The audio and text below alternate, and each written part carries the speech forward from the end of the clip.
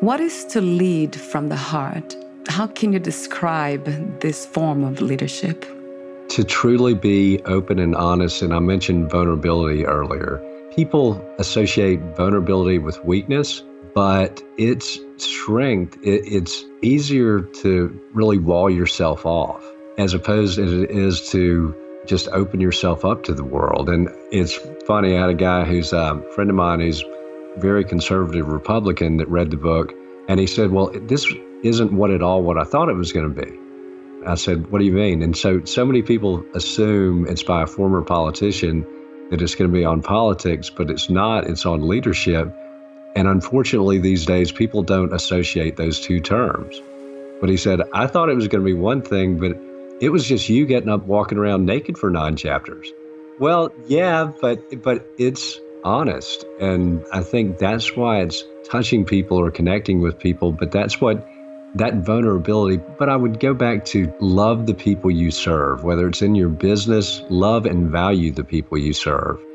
And I will say that it's a double-edged sword, because when you're that vulnerable, you know, if I wasn't as sensitive as I am, I might not have been the mayor that I was, because you expose yourself to so many people's lives and you're going to funerals regularly and you're seeing tragedy. But that capacity to feel empathy is something that made me a much more effective leader. I've been fascinated by the idea of sympathy versus empathy.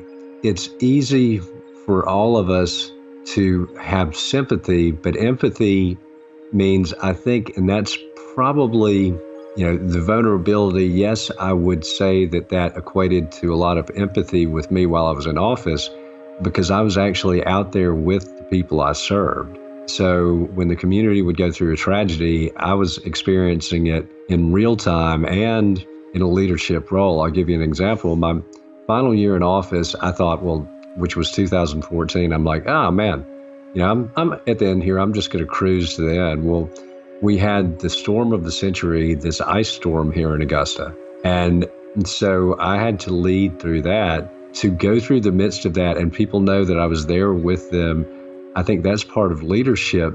But to me, it was inspiring because there was no loss of life. The community came together and everybody took care of each other.